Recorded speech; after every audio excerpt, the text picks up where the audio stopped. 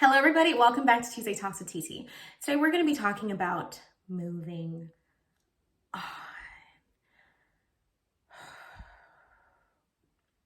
So, how do we move on when we've been hurt?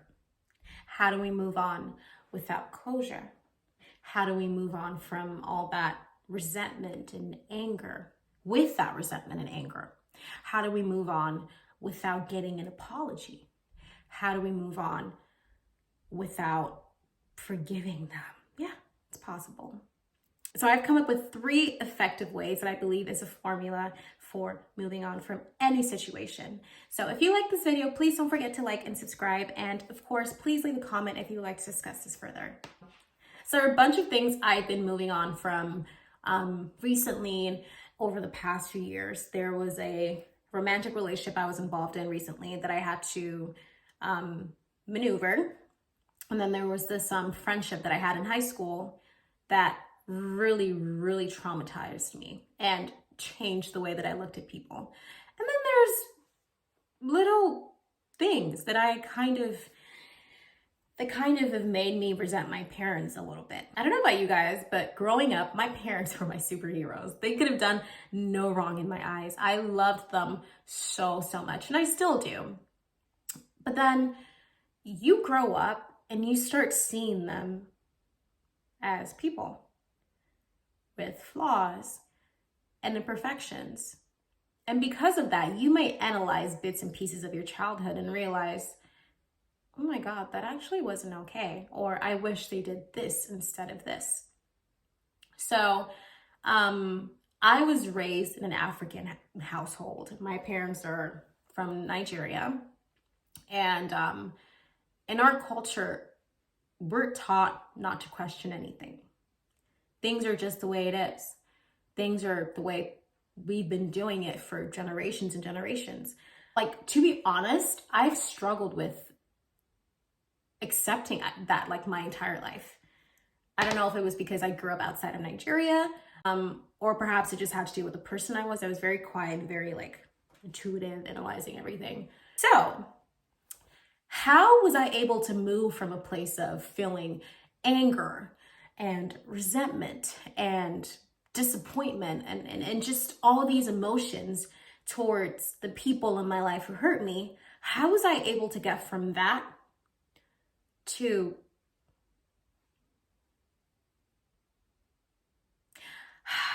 let me tell you what I didn't do. You see, I am somebody who has always hated that phrase, forgive and forget. And I'm a Christian. And again, this is one of the things that I questioned since I was a kid. I remember when I was growing up, and this is one of the things that I low-key resent my mom for, and she would tell me, if someone curses at you or does something bad to you, just say, God bless you. And again, I was like, why? I mean, like some people are really messed up, and I don't think saying God bless you makes it okay. But yeah, so when I was in that mindset of thinking, oh, forgive and forget, it's gonna make me a better person, and seeing all those quotes on Tumblr, like I really struggled with forgiving, because contrary to popular belief, you do not have to forgive somebody to move on. And the moment that I realized that, I had my gateway to freedom. Of course, this depends on the situation, right? So there are some things that, I had to feel like, whatever, I forgive this. But then there's also the part of forgiving does not mean that I'm going to let you back into my life. And that was something else that I had to come to terms with, because I thought that forgiveness meant that everything's okay. We can now move forward. We're going to ride into the sunset together and everything's going to be perfect. No. So I had to dig within myself and really work on myself and discover what I had to do to move on. And it's important that I'm not saying get over the situation, because I think that as well is another thing that might make us cling on to the emotion even further, like hearing forgive and forget, get over it. Because like hearing those 2 sentences kind of puts the blame on us. And that has always been my issue with forgiving and forgetting, because it's like people can just come and do whatever the hell they want to you, and then it's up to us to forgive them. It's like, you've given me this burden, and I don't only have to try to bandage myself from how bad it's hurting, but I also have to find a way to forgive you. Wow, that made me not want to be friends with anybody at all. But yeah, so I was able to find some methods that I believed helped me finally move on and get to a place of apathy. Because we need to remember something. The opposite of love isn't hate. So if the opposite of love isn't hate, but apathy, we want to get to a place where we can just feel nothing. Indifference, right? So if we're doing anything else, we want to get ourselves a piece of paper, or you can do this on your iPhone, or you can just sit there and just process this. But we want to ask ourselves what exactly we're feeling. Is it anger? Is it sadness? Is it resentment? Is it disappointment? I honestly think disappointment is the worst. And disappointment usually just happens when we just don't see it coming. So after we've asked ourselves what we're feeling, and we've been honest to ourselves to that question, we want to ask ourselves if we're still holding on. And it might seem like it's pretty obvious because they did this to me or they did that to me. But no, I mean, really, really ask yourself why you're holding on. Because when we get to the root of that, then we can realize how to get out of that place and how we can reach the level of apathy, indifference, right? So most of us, whether we know it or not, might be holding on to that anger or whatever emotion that we're feeling because we still want a relationship with them. And we're kind of low-key struggling with, how am I going to let this go? How can I move past you cheating on me? How can I move past you lying to me? How can I move past us being friends for 10 years and you gossiping and spreading rumors about me? How can I move past a parent hurting me or a sibling hurting me? How can I move past what you've done and still continue our relationship? You know, I remember Beyonce in Telephone saying, you can put a cracked mirror back together, but you will still see the cracks or something. I don't know. I can't remember. I was like 10 years old. I don't think that there's a better explanation for how that really feels, right? Let me tell you something. You can love people from afar. If you're letting go or if you're forgiving someone, if you're able to, it does not mean that they get to have easy access back into your life. So if the reason you're still holding on is because you feel like, I don't want to let go, I'm not ready to fully cut you out of my life, you can have boundaries. Watch my last video. You can have boundaries. You can, while you're working on things, you can have some space. You can keep your distance while you see a therapist or seek out sources like this video. If it's a family member, you can skip going to events with your family while you figure if you can move on from whatever has happened. The whole point of letting go is so we can release ourselves from whatever we're feeling. Oh my God, I'm so proud of Taylor Swift with her getting that degree. And I saw a video of her lately that kind of inspired this video. And she was talking about letting go. And she said, you can't carry everything. But what about those of us who are holding on because we didn't get closure or an apology? Now, this was where I was at with my friend, my high school friend. And this is why I think I carried what happened with us. I didn't let go of it until like maybe 1 to 2 years ago. And every now and then, I'm not gonna lie, if I hear about her or I see her at small town, I can feel my blood boiling. Like, I think one day I would have to make a video about this, but just to summarize everything up, she basically befriended me to ruin my life. She tried to turn all my high school friends against me. She tried to isolate me from everybody. She was lying to me, manipulating me, It's just so many things. But the weirdest part was I kind of saw everything coming.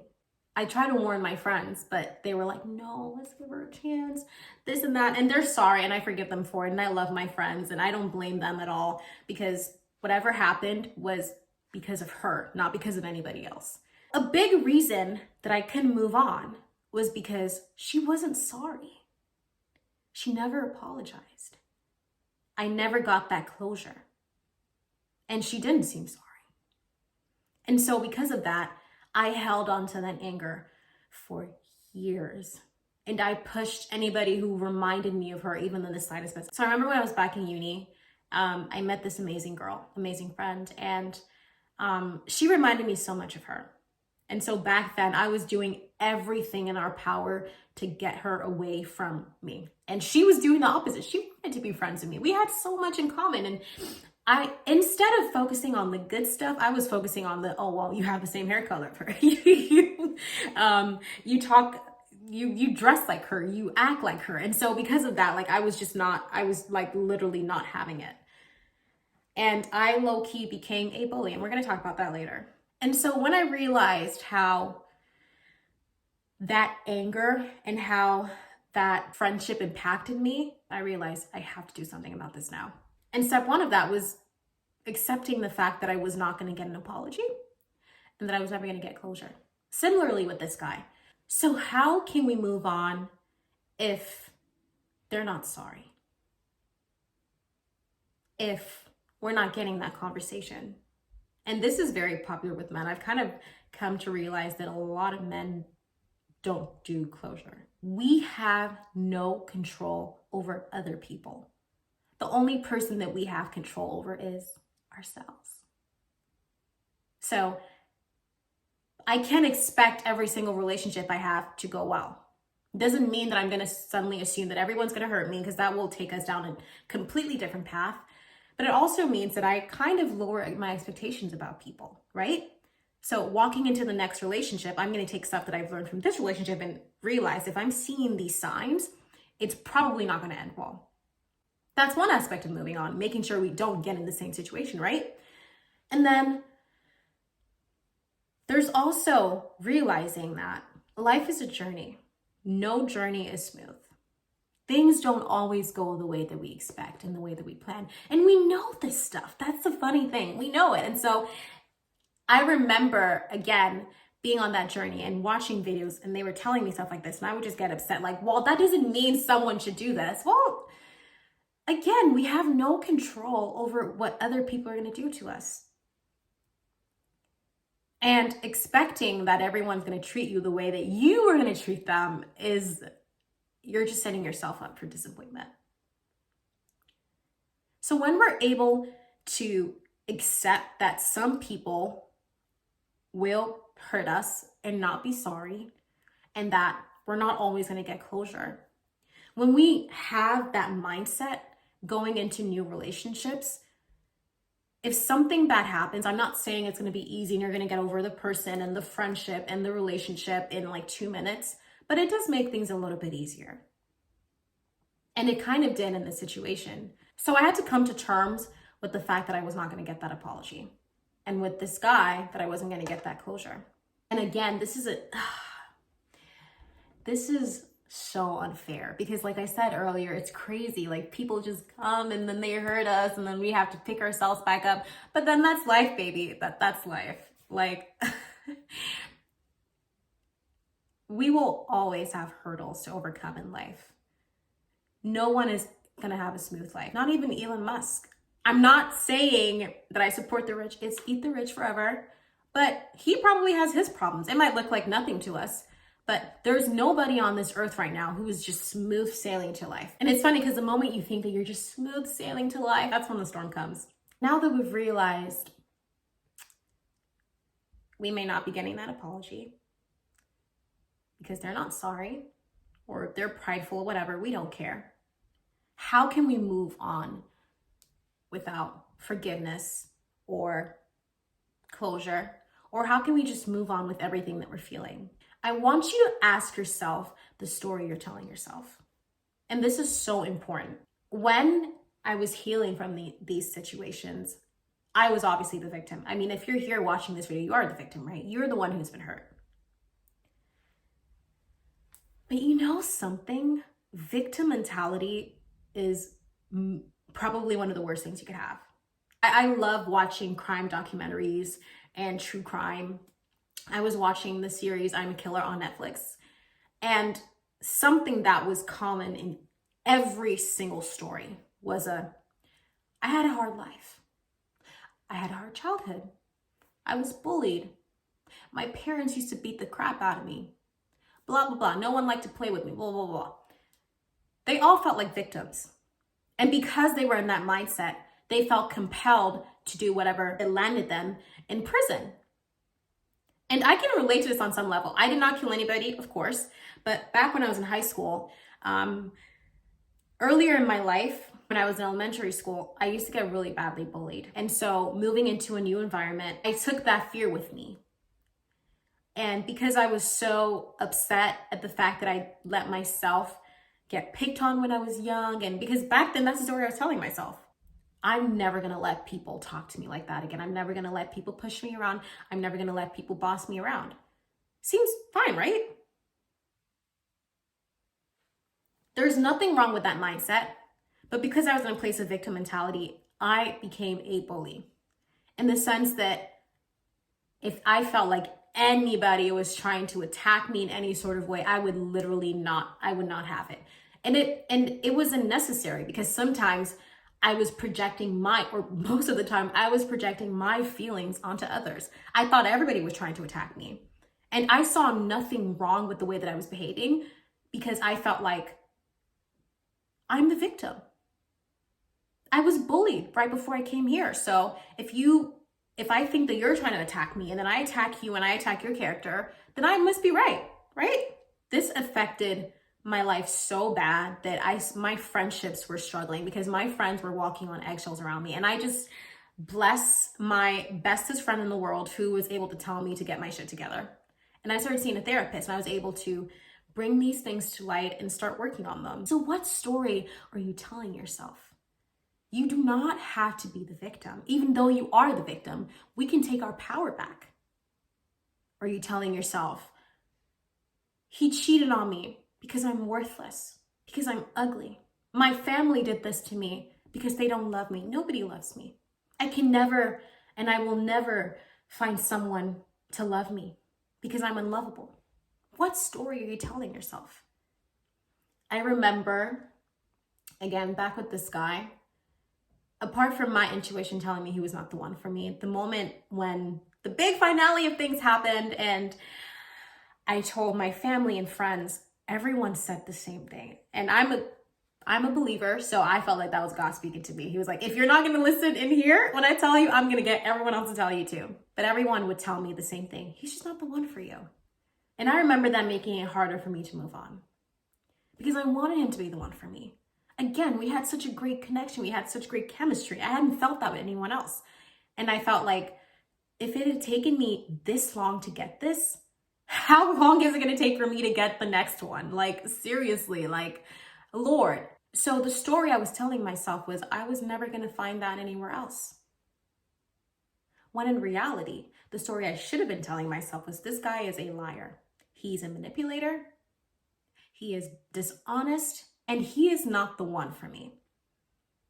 It's funny how that sentence that at first made me so afraid and made me kind of like cling on to the situation harder, because I wanted to believe he was the one for me, actually became my gateway to freedom.